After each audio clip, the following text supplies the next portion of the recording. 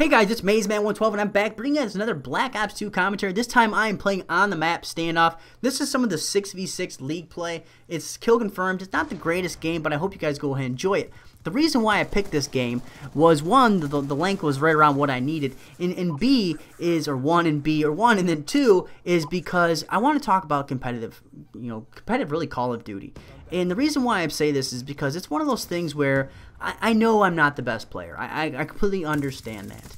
But I feel like regular public matches just don't have the same effect anymore. And I really didn't have this kind of feeling until they brought League Play out. And you guys may say that League Play really isn't truly competitive Call of Duty. You really don't have any kind of communication. I understand that. But there are times where you get put into matches where everybody has their mics on, or you're playing with a group of guys, and it's super intense. It really is. The adrenaline is pumping nonstop. You feel like every gunfight really matters, and that people are depending on you. And normally it's 4v4. I love playing 4v4. I know it's 6v6 here, but that's only because it was pending. Whatever. But I want to know if I'm kind of late getting to the bus and the whole kind of, I guess, blossoming of competitive Call of Duty.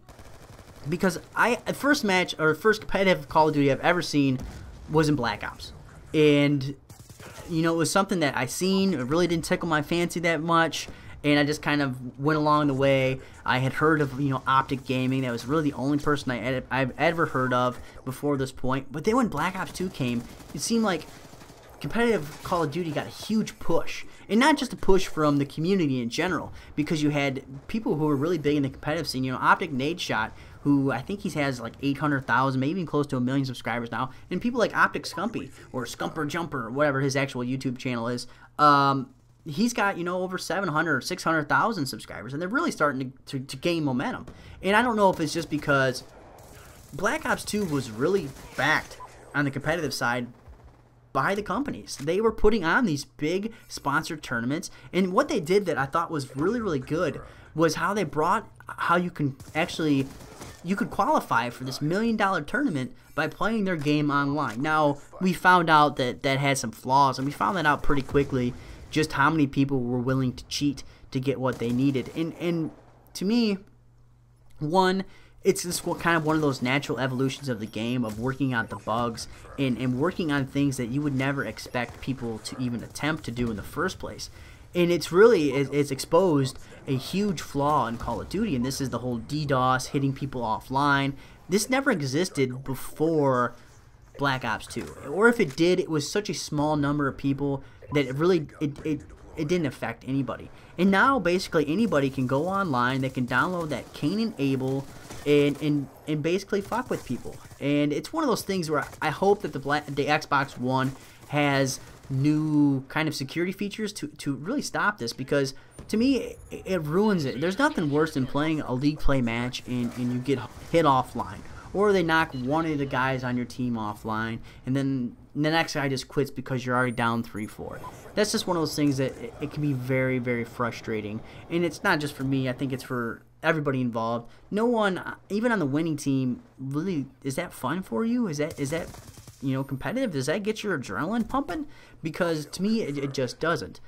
And I want to know, because I've been thinking about going to MLG Columbus, and not as a competitor. I completely understand that, one, I don't think my stick skills are quite to that level. I think that if I were able to go ahead and give it time and practice and work on the communication and really the strategy behind competitive Call of Duty is something that I'm fascinated by. I lay in bed now, in times when I'd be watching my Amish Mafia, or I'd be watching Swamp People, or any of that kind of stuff. Instead of doing that, I'm laying in bed, I'm watching Twitch TV, and I'm watching these competitive Call of Duty guys. And I find myself watching it at a complete different level than I used to. Or I guess I should say, it's how I started watching YouTube videos, was this way. And then it kind of evolved into me just really liking characters, really liking the personalities on there, and just listening to the commentaries to hear the person talk, because I really value their opinion. But the first reason why most of us all come on Call of Duty was to get better. To learn those lines of sights, to learn those jump spots, to learn all the secret stuff, the little stuff, the insider scoop of things. And it really has evolved away from that now. But I feel like it's going back towards there for me personally. I've been watching a lot of Unite Killer. Now, I think I could be even saying his name wrong. Actually, I could spell it for you. But a lot of you guys know that he was on Frico. They kind of had this huge kind of, trash talk thing going back and forth, where they wound up getting dropped by the entire team got dropped. Now he's with Unite, and the guy got a ton of slack as being a huge trash talker. That's what he was known for, was talking trash. And at first impression, I really didn't like the kid. But with that being said, watching his streams and watching how professional he is, if that's the correct word to say about it, about how he goes about it, he'll be playing a game, and he's very calm when you watch him play. So I don't know if it's just, the little breaks he takes in between games that makes him so calm. But he's definitely, he's vowed, or he said that he's going to be a different person. He's not going to trash talk. He's just going to play the game. And you know what? So far, he looks like he's holding true on that. But just to watch how he plays a match, and I think they were playing, you know what? It was before they played Complexity the other night. But he was playing this game, and he dies at one point. It's pretty early. I mean, it's like the kitchen hard point on raid. So what's that, the second hard point in the game? He gets killed. And he keeps playing the game. They barely lose the game. And he goes back and he pulls it up on theater mode. This is after the rest of the team had gotten off for the night, or they were going to go do their own little thing, stream their own way. He's sitting there, he's watching this in theater mode. And he's watching all the different angles. He's watching what he did, where his gun sight was at, where the guy came from that killed him, and everything like that, and really just dissecting it to a whole different level that I really had never seen before. And I want to know from you guys, if you think that it's too late to go ahead and try to get into competitive Call of Duty, or do you think that you really need to be able to devote massive hours to be able to do this? And not only that, you need to have a solid team. You really can't go at it as a free agent. Let me know what your guys' thoughts on it.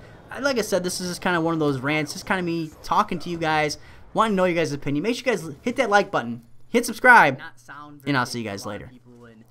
Spotlight, bitches. Make sure you guys go ahead and check it out. It's Google Plus requirements for YouTube. The link of Google Plus account with your same kind of gamer tag, or the fake name, or the